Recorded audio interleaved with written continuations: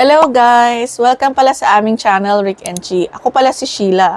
So for today's vlog ay pag-uusapan natin about sa paano ba mag-apply sa Express Entry dito sa Canada.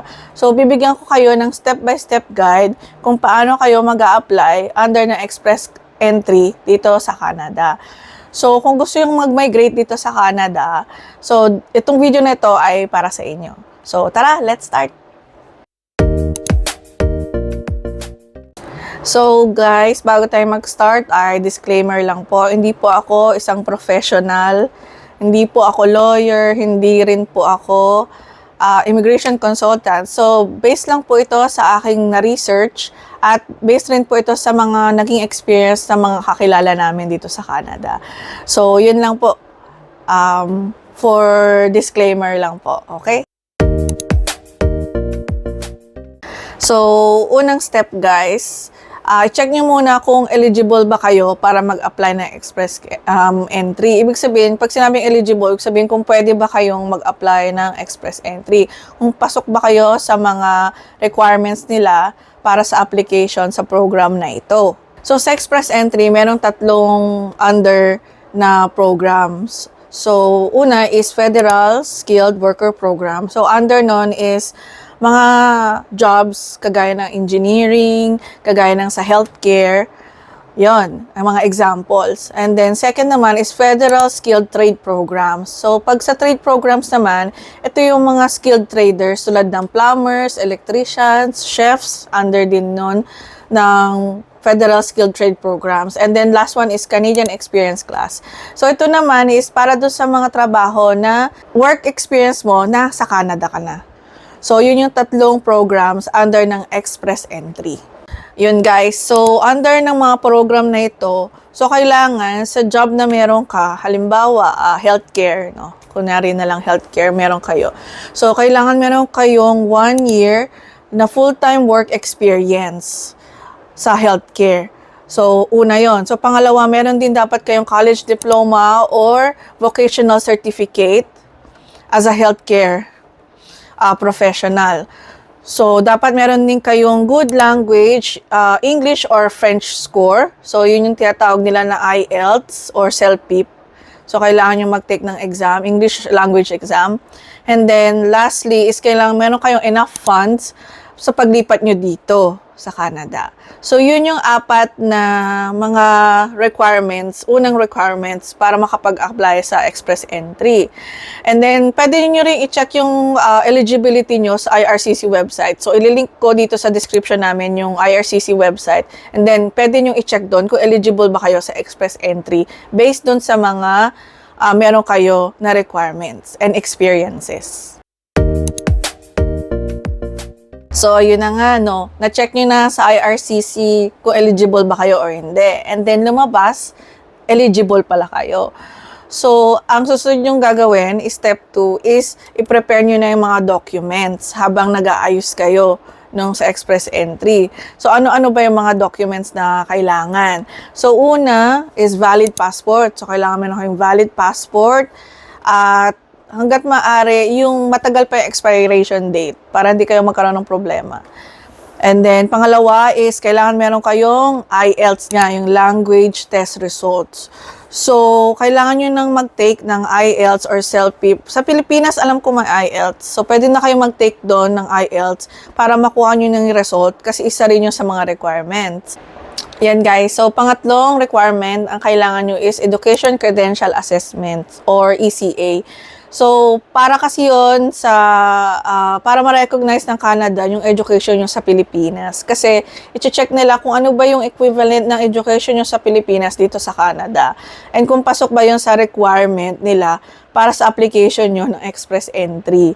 So, kagaya ko, nag-ECA din ako eh. So, from school, so, yung school ko, sinabihan ko sila, binigyan ko sila nung parang form na galing sa ECA, and then finilapan ko yon, and then pina-verify ko sa school ko sa Pilipinas. And then after ko ma-verify yon, yung school mismo ang magsasend dito sa Canada, doon sa ECA. And then, i-review ng ECA kung ano ba equivalent ng education ko sa Pilipinas dito sa Canada. So, akin kasi, is tapos ako ng 4-year course sa Pilipinas. And then, ang equivalent dito nun is third year sa college or university. So, pasok naman yun sa kailangan ko para mag-apply ako ng PR nung time na yun. Ano. So, ganun din yung gagawin sa, nyo, sa education nyo. Kaya kailangan nyo ng ECA or Education Credential Assessment. And then, pang-apat is proof of work experience. So, syempre, dahil nga based sa work experience nyo ang express entry, kasi kailangan nila makita kung meron ba talaga kayong experience sa job na yon. Example nga sa healthcare. So, kailangan nyo ng COE o kaya Certificate of Employment. And then, kailangan nyo rin ng mga payslips.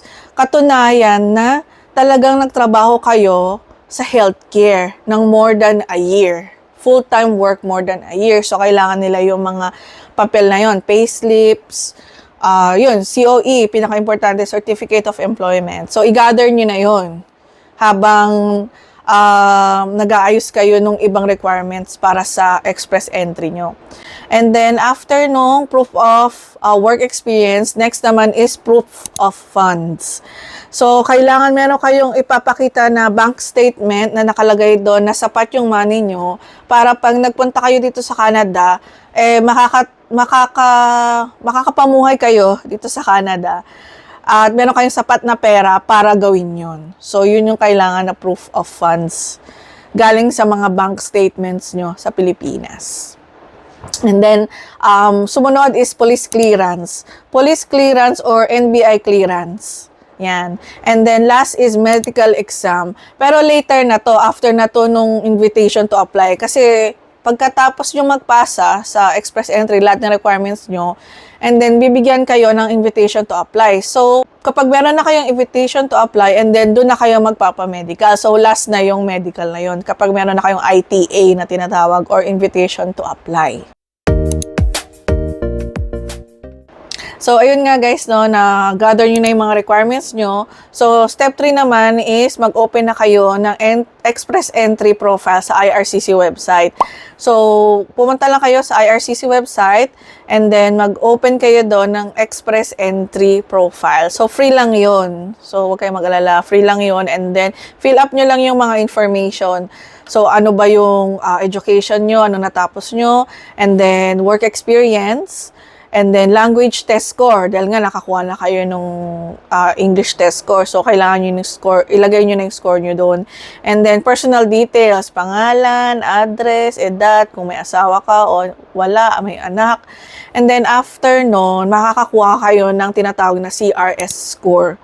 So, CRS score is Comprehensive Ranking System. So, ibig sabihin, i-scorean nila yung experience nyo, based sa experience nyo sa job, kung anong klaseng job meron kayo. Mas mahaba yung experience mo, mas mataas yung pwede mo mga score. Kasi yun ang importante sa kanila, yung experience mo dun sa job mo.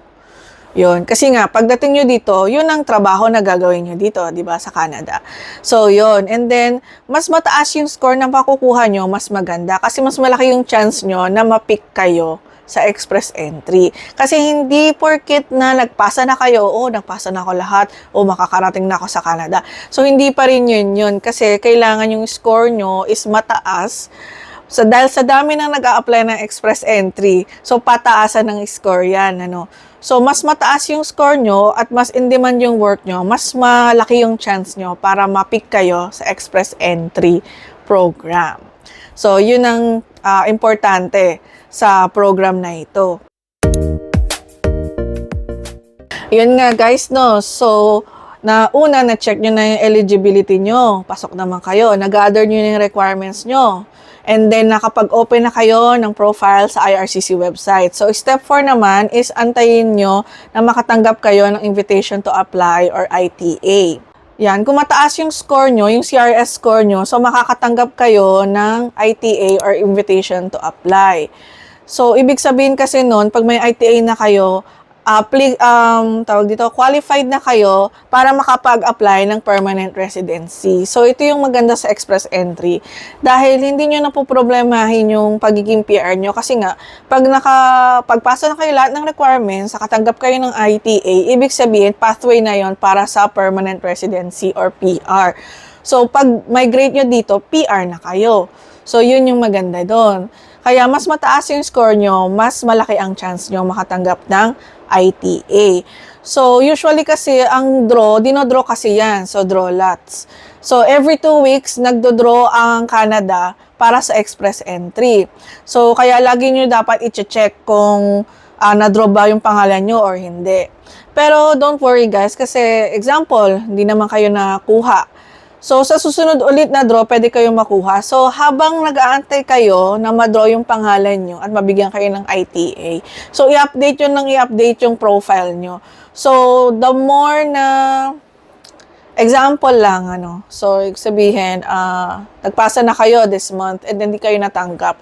So, syempre, hindi naman kayo pwedeng umalis sa inyong work, di ba? Kunyari, as a healthcare professional, andun pa rin naman kayo, nag-work pa rin kayo as healthcare professional. So, the more na nag-aantay kayo, the more na dumadami pa yung experiences nyo, di ba? And pwede nyo siyang i-update yung profile nyo. And then, the more na i-update yung profile nyo, the more na yung chances na makuha kayo. Kasi tataas yung score nyo eh. The more the experience, the better, di ba? So, yun. So, kaya, huwag kayong malungkot dahil, syempre, may time naman yung mga yan, di ba? Merong mga time na, so ngayon, hindi muna, di ba? Pwedeng next week, pwedeng next month, di ba? Meron namang tamang timing dyan si Lord, di ba? So, kailangan lang nating mag-antay.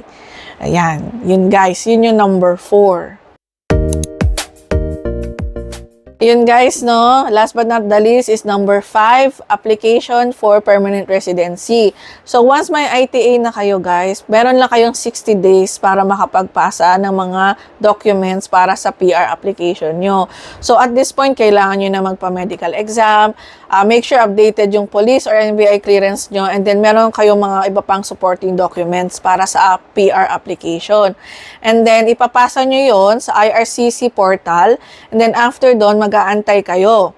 So, antayin yung result kung na-approve ba yung application nyo or hindi. So, once na-approve na kayo, pwede na kayong pumunta dito sa Canada kasi makaka-receive kayo ng confirmation for PR. So, pag na-receive nyo na yung confirmation for PR, pwede na kayong pumunta dito sa Canada. So, ang waiting time is mga a few months. So, depende kasi sa case yon. Tsaka depende sa mga requirements na pinasa nyo. Kung kumpleto ba yung requirements na pinasa nyo. Kung meron pa silang hihinging ibang requirements sa inyo. And then, kung okay yung medical nyo. So, make sure na okay yung medical. Yan, medyo matagal rin kasi pag pinaulit yung medical eh. So, if kaya nyo nang complete lahat sa unang pasa nyo ng application, gawin nyo na yon para hindi na kayo mag-aantay pa ng mas matagal. Yan. Kasi usually dun lang nagkakaproblema rin sa mga application. Minsan may kulang lang na isang document. Minsan naman may mali lang sa information sa form. Kunyari, mali yung spelling ng pangalan. Yan. So, minsan ganon. And then, ang mangyayari niyan is it will take you more time pa. So, kailangan nyo make sure na tama yung mga documents nyo, tama yung mga pangalan, information, lahat doon para wala kayong maging problema. So, yun nga guys, no? Yun yung step-by-step guide natin para sa pag-apply ng Express Entry Program. So, kung may question kayo guys, type nyo lang po sa comment section down below. And then, kung gusto nyo pa ng mas detailed information, pwede po kayong pumunta sa mga immigration consultant kasi sila po talaga yung merong much more detailed information about sa ating Express Entry Program. And pwede rin kayong mag-research on your own, di ba? Meron naman tayo dyang Google, di ba? Google search or Safari, yan. Pwede kayong magpunta dun sa mga search engine na yun. And then guys, if ever po you like this video po at may natutunan kayo, please po pa-subscribe po, pa-like, pa-comment, and then pa-share na rin po doon sa mga kakilala nyo na gusto rin po mag-apply dito sa Canada. And of course po, maraming salamat din sa panonood sa video na ito at maraming salamat kung natapos nyo po ang video na ito. Maraming salamat for watching it till the end. And see you again in our next video po. Okay, thank you again po. Bye. God bless.